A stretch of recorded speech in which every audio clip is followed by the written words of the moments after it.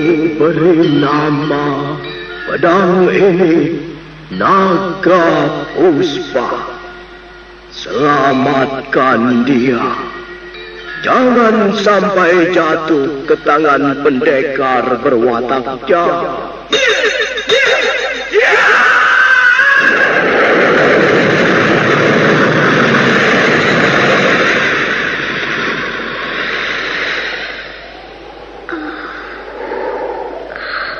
Kakang Kamandanu, kau masih juga tidak percaya bahwa aku mencintaimu. Mesin, maafkan aku, Mesin. Mesin, Mesin.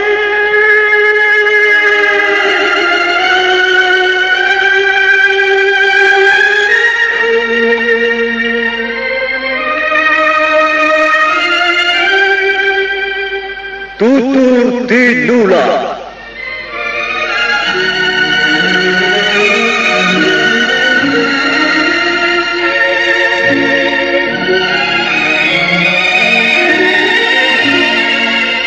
Sebuah sandiwara radio serial, produksi Sanggar Cerita dan teater Sanggar Prativi.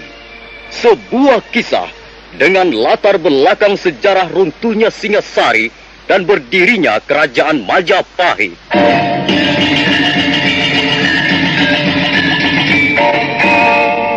Sandiwara ini didukung oleh pemain-pemain radio yang sudah ternama, Ferry Fadli, Ivone Rose, dan Eli Ermawati.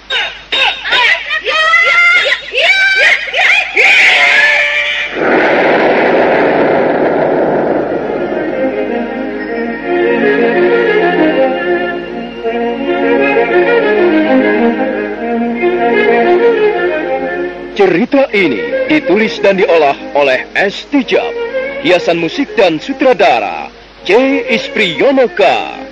Kali ini mengetengahkan episode ke-12 dengan judul Naga Puspa Kresna.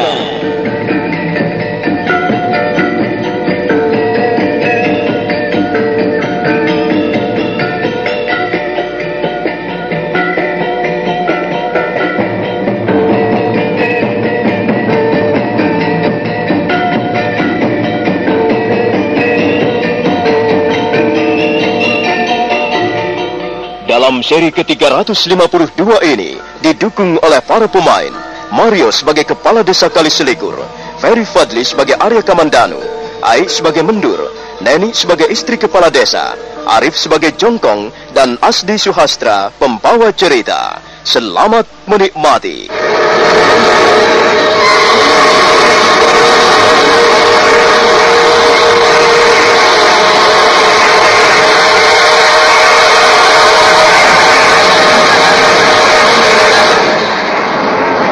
Kepala Desa Kaliselikur terus menyerbu dengan garang. Nampaknya dia mempunyai juga sedikit kepandaian olah kanuragan.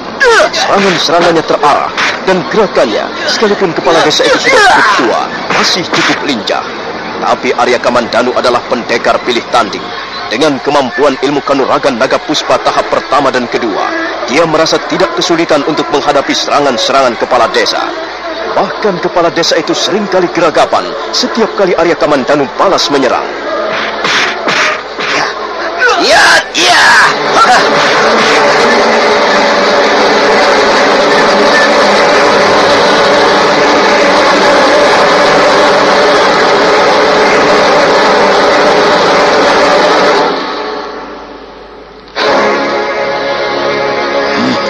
Kurang ajar. Rupanya kau mau pamer kepandaian di Desa Kaliselikur. Maaf Bapak Kepala Desa, bukan saya yang memulai, melainkan Bapak Kepala Desa. Saya hanya melayani saja. Kau tidak perlu menyombongkan dirimu, anak muda. Kalau kau masih tidak mau kutangkap dan kuperiksa, maka aku terpaksa menggunakan cara lain. Bagaimana, anak muda? Apakah kau masih berusaha untuk melawan? Pikirlah baik-baik. Saya tidak bermaksud melawan Bapak Kepala Desa. Saya datang ke tempat ini tidak untuk membuat kerusuhan. kau akan kami periksa dengan seksama. Kau mempunyai hak untuk membela diri. Tapi janganlah berbuat seenakmu di desa ini. Hah? Maaf, Bapak Kepala Desa. Bapak Kepala Desa jangan memojokkan saya. Saya bukan penjahat. Saya bukan pencuri. Sudahlah anak muda. Jangan banyak bicara. Sebenarnya, aku ingin bersikap lunak padamu. Tapi justru kaulah yang telah memojokkan aku. Sehingga aku terpaksa bersikap kasar. Nah, bagaimana sekarang? Masih juga tidak mau menyerah? Saya tidak perlu menyerahkan diri. Karena saya tidak bersalah. Kalau Bapak Kepala Desa bermaksud menggunakan pedang untuk menangkap saya, silahkan. Hei, anak muda. Aku tahu kau mempunyai ilmu kanuragan yang cukup tinggi. Tapi aku adalah kepala desa di sini. Aku harus ikut bertanggung jawab terhadap keamanan desa Kali Selikur. Awas! Yuk!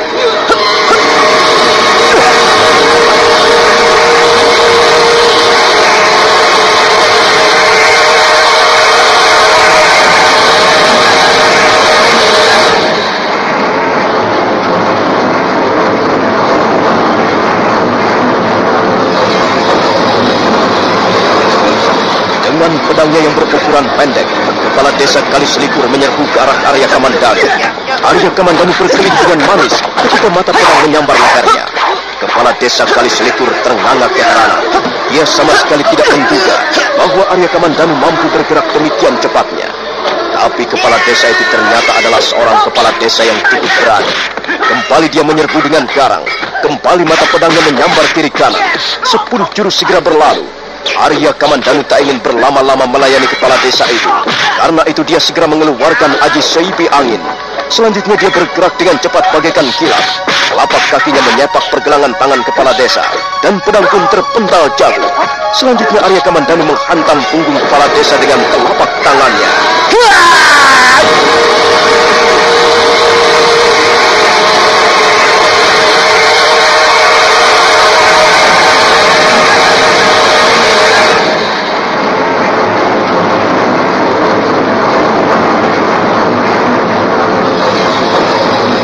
Kejadian itu berlangsung dengan sangat cepatnya. Kepala desa Kali Selikur masih terengah keheranan ketika pedangnya terpental jatuh. Mendadak tubuhnya menjadi limbu. Dan sebentar kemudian, kepala desa Kali Selikur itu pun membongkok untuk kemudian roboh ke tanah. Arya Kamandanu tidak menunggu lebih lama lagi. Begitu melihat tubuh kepala desa itu roboh ke tanah, dia pun bergegas melangkah ke arah pintu. Dia agak ragu-ragu sejenak. Tapi ternyata pintu itu tidak terkunci.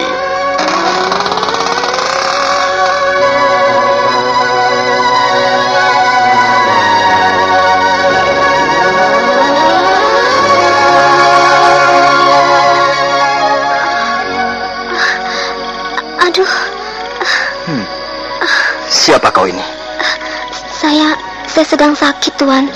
Saya anak Bapak Kepala Desa Kali Selikur, Tuan. Siapa namamu? Nama saya Mendur, Tuan. Aduh. Sakit apa kau, Mendur? Sudah berapa lama sakitmu? Entahlah, Tuan. Badan saya meriang, panas dingin. Sudah 2 hari ini saya terbaring di tempat tidur. Mulut saya rasanya pahit. Saya tidak doyan makan. Aduh, pusing. Pusing sekali rasanya. Aduh. Arya Kamandanu tersenyum. Dia sudah tahu siapa sebenarnya si Mendur, anak gadis kepala desa Kali Selikur ini. Dia jelas bukanlah Mendur yang sesungguhnya. Tadi ketika memasuki ruangan, sepintas selalu dia dapat melihat pandangan mata gadis Mendur yang aneh. Dan Arya Kamandanu sudah kenal benar dengan pandangan mata seperti itu. Pandangan sepasang mata ular naga puspa Kresna. Mendur? Aduh, iya, Tuan. Coba, biar aku memeriksa sakitmu. Aku adalah seorang tabib yang sengaja diundang ayahmu. Tidak, Tuan. Tidak usah. Saya sakitnya tidak parah kok. Nanti juga sembuh. Jangan begitu. Jangan biasa menahan-nahan rasa sakit. Sakit harus diobati. Nah, diamlah kamu di situ. Aku akan memeriksa tubuhmu. Tidak, Tuan. Jangan. Arya Kamandanu melangkah mendekati Mendur yang masih terbaring di tempat tidurnya. Tapi dia terkejut sekali karena tiba-tiba kaki Mendur menendang dadanya. Jangan, jangan, tidak, pergi kau.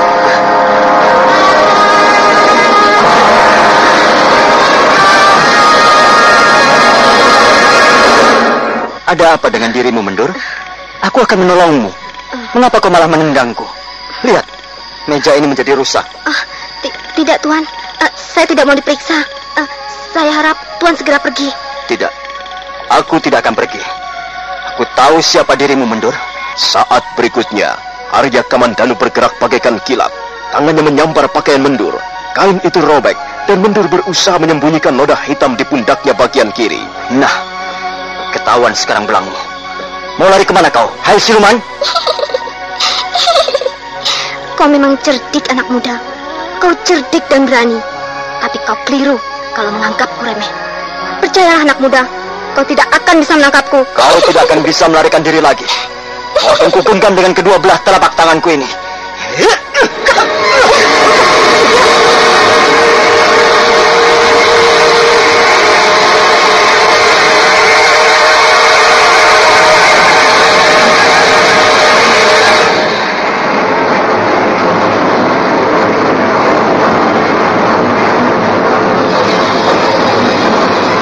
Arya Kamandanu terus berusaha menyergap gadis Mendur yang merupakan penjelmaan dari ular naga Puspa Kresna.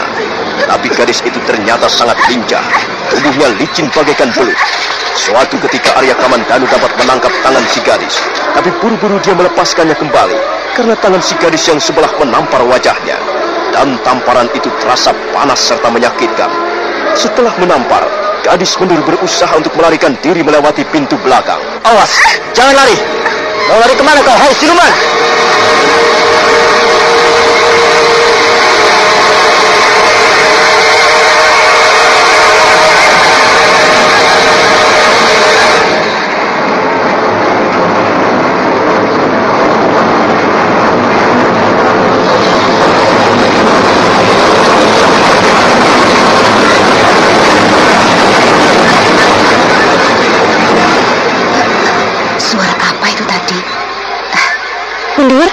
Mendur, bangunlah Mimi, bangunlah sebentar, nak.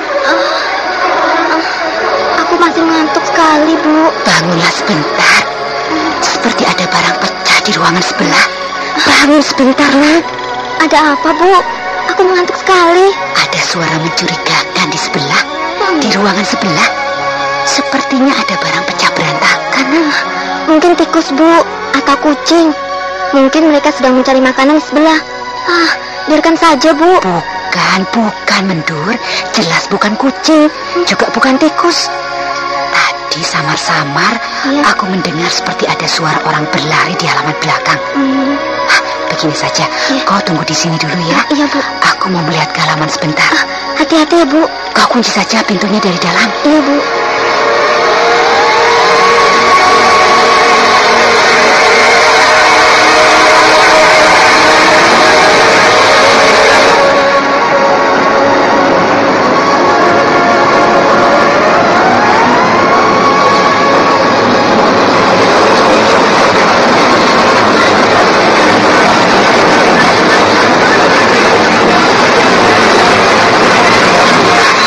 Istri kepala desa Kaliselikur, wanita setengah tua itu kemudian melangkah perlahan-lahan meninggalkan bilik tempat tidur putrinya.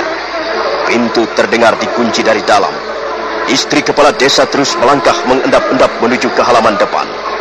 Dia terkejut ketika melihat sesosok tubuh seorang manusia terbaring di tengah pelataran. Dia segera mendekati sosok tubuh itu. Siapa ini? Siapa yang tergeletak di tengah pelataran ini? Pak! Ada apa kau ini, Pak? Aduh, ada apa, Pak? Apa yang terjadi? Rumah kita kemasukan penjahat, Bu. Penjahat? Iya. Maksudmu pencuri? Perampok, Pak? Ya entahlah, Bu. Saya juga tidak tahu apa keinginan orang itu. Saya sempat bertarung dengannya dan saya dapat robohkan. Entahlah apa yang kemudian dilakukan oleh orang itu. Di mana Mendur? Di dalam biliknya. Dia tidak apa-apa kok, Pak. Dia tidur bersamaku. Apa kau tidak mendengar suara ribut-ribut? Aku mendengarnya, Pak. Itulah sebabnya aku keluar. Aku mendengar seperti ada barang jatuh berantakan di ruangan sebelah sana. Kemudian seperti ada orang berlari-lari di halaman belakang. Iya. Kalau begitu mari kita periksa. Jangan-jangan memang benar dia bermaksud merampok kita.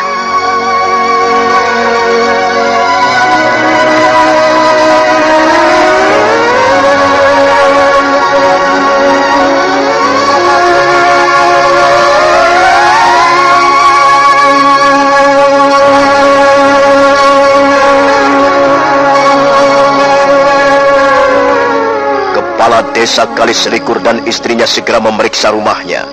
Dia terkejut begitu melihat ada sebuah ruangan yang isinya berantakan. Cangkir-cangkir pecah, meja terbelah. Ruangan itu sebenarnya adalah ruangan milik Jongkong pembantunya. Aneh sekali, Pak. Mengapa ruangan si Jongkong bisa morat-marit seperti ini, Pak? Jelas bahwa orang itu tadi bermaksud tidak baik. Mungkin memang dia perampok. Dia bermaksud mencari barang-barang perhiasan atau barang-barang berharga yang lain. Tapi dia telah salah masuk kamar. Jongkong! Jongkong! Lah iya, kemana si Jongkong, Pak? Lah kok malam-malam begini dia belum tidur? Jongkong! Jongkong! Rasanya ada sesuatu yang tidak wajar telah terjadi di rumah kita, Bu. Ada apa, Pak? Iya. Di mana saja kau? Saya di sana, Pak. Kau ini bagaimana, Tokong? Aduh, bukannya menjaga rumah, malah keluyuran. Apa kau tidak tahu apa yang telah terjadi di rumah ini?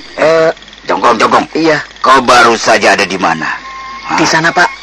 Saya bersembunyi. Mengapa kau bersembunyi? Apa kau telah melihat sesuatu? Iya, Pak. Saya melihat.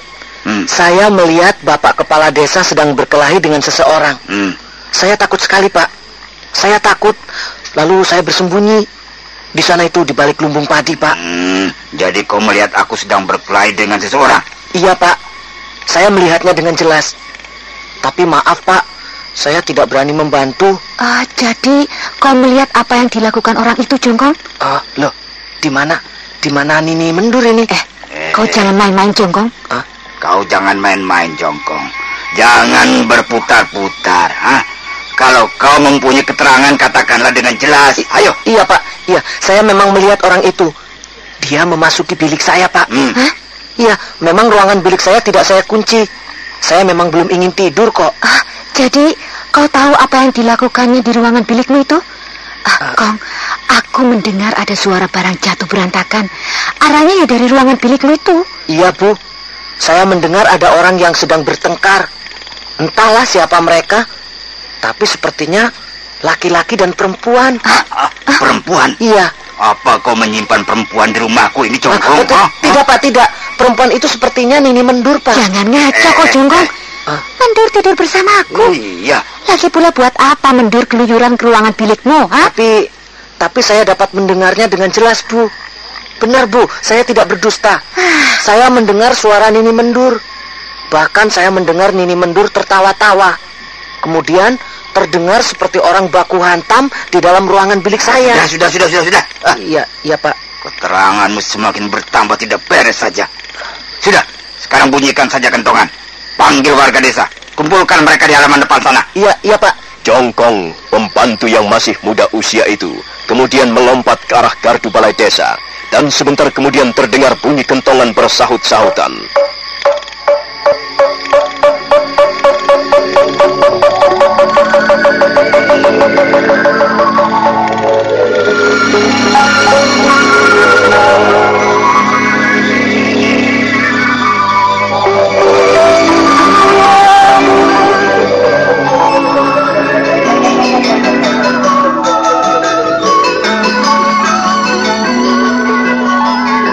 Malam itu desa Kaliselikur menjadi geger.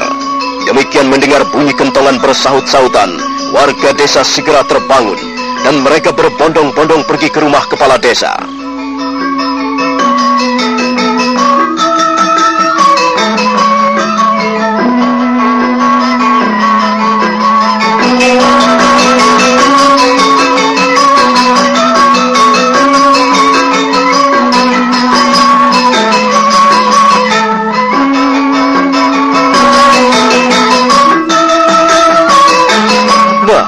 bagaimanakah kisah selanjutnya? Apa yang akan dilakukan kepala desa Kaliselikur? Dan bagaimana dengan Arya Kamandanu yang masih mengejar Mendur sebagai penjelmaan dari ular naga Puspa Kresna?